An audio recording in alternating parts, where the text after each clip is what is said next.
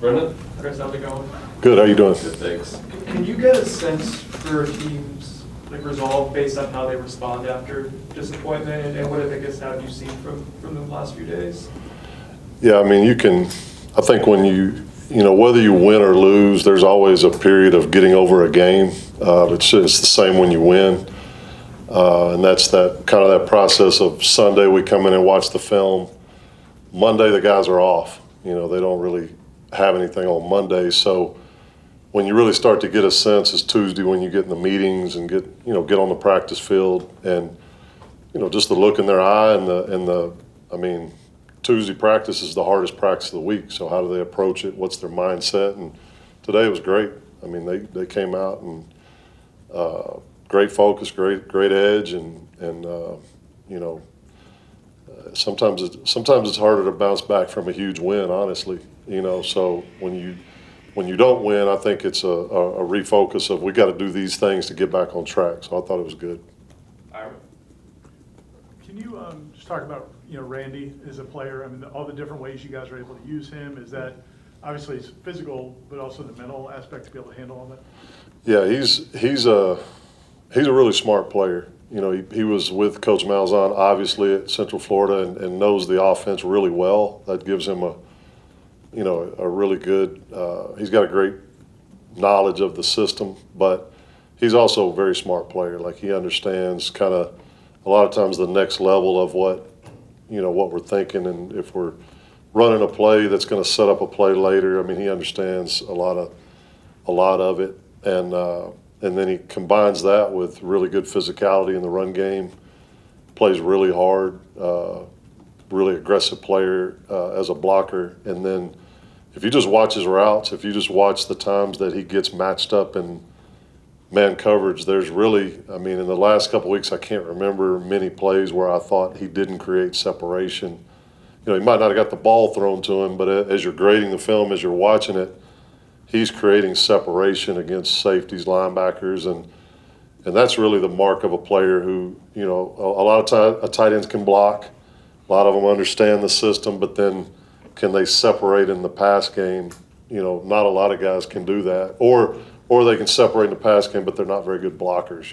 It's usually, a lot of times it's one or the other. With him, he does both really well. And, he's playing at a high level. It means a lot to him. That's the thing. He's a guy that he loves football.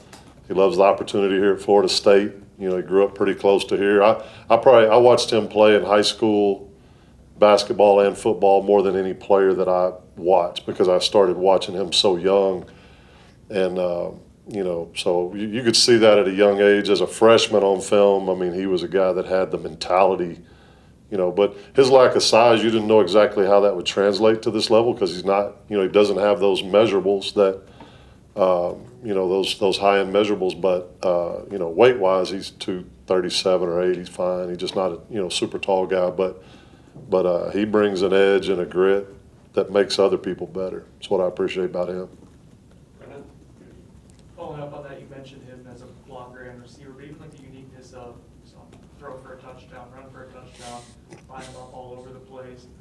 I guess, one, how unique is that? And then your responsibility, duty as a coach to try to find different ways week to week to utilize that. Yeah, that's unique. Obviously, you don't see a lot of tight ends doing all that.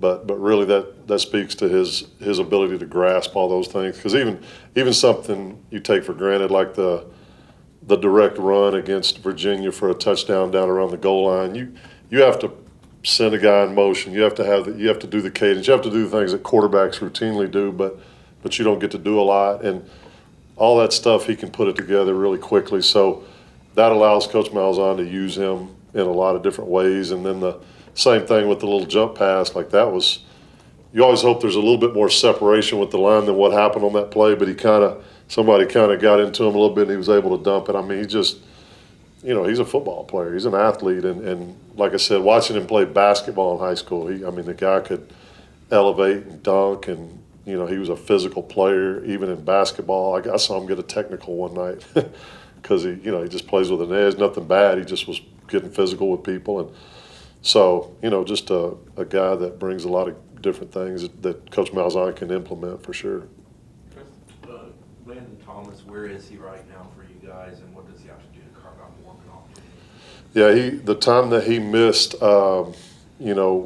later part of summer workouts and then missed a good bit of training camp, that limited, kind of his grasp of everything Coach Malzahn's trying to do against, the second and third game.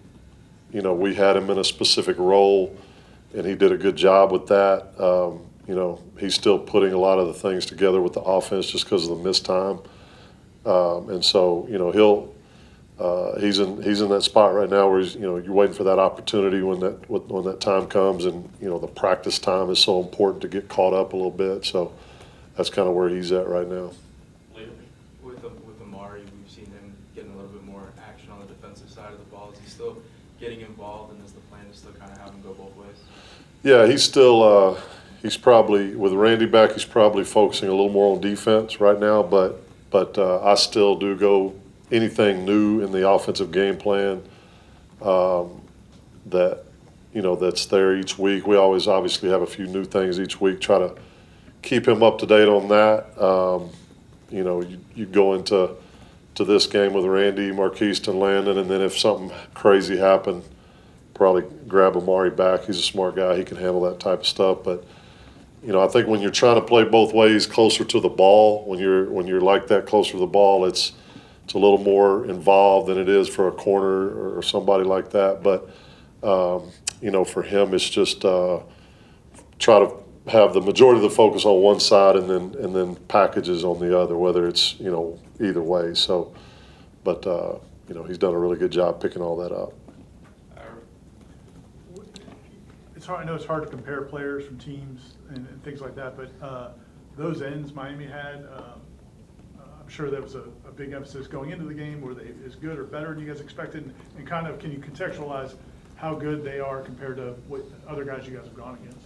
Yeah, they're what I thought they were, and I've got a unique perspective because of coaching offensive line for a long time. I've gone against Myles Garrett, Bosa at Ohio State. Well, we played Ohio State one year, and Bosa was on one side and Chase Young was on the other. Guys like that, and so I think those guys are in that. Those are very active, physical players with.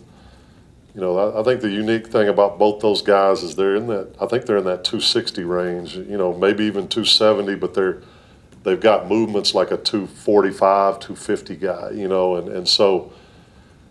That creates problems. This guy can up and under me. He's got this kind of movement here, but he's also got a little more power than the average guy. Those are the ones that create big problems. And we knew going in what they were, and they did a great job in the game and affected the game, and that's what they've been doing all year.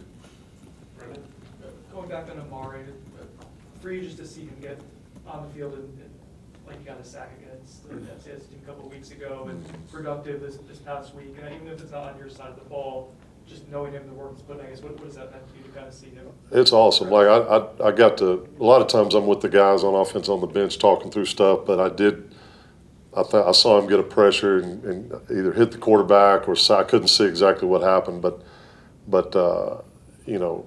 for him, like the work ethic, the talent that he has, but then the character of the person. You want to see all these guys be successful, but he's just one of those guys that he's got tremendous character. He's a team guy. I know at Virginia he wasn't playing as many reps, and every time Randy scored, he was the first one to congratulate him. He's just that kind of. He just wants to. His deal is I want to win. Whether it's offense, defense. So when you see him have success, whatever it is, it's a great thing to see that. Great kid. Corey? What does Pitt do well defensively and not giving away game plan, honestly, but how do you go about attacking a team that seems that aggressive? Yeah, Coach Narduzzi is that's been his whole life basically as a coach is figuring out ways to cause problems for an offense, and so that shows up on tape. I work for Gary Patterson, at TCU, and those guys that make their head coaches, but they've made their living on defense. They're tough. Their teams play tough. schematically, they do things that give you problems. He's done it for so long, and we've gone against him 2 times since I've been here, and I think the first time they beat us, the second time we beat them, but it was, off from an offensive perspective, it's gonna, you gotta do everything just right. He's a guy that'll play in some base looks some, but then he'll change it up and he'll mix it up, and then when he gets you in third down, he'll show you some problematic looks. So we know what we're up against with that. We know the focus that we got to have. I think the guys had a great day.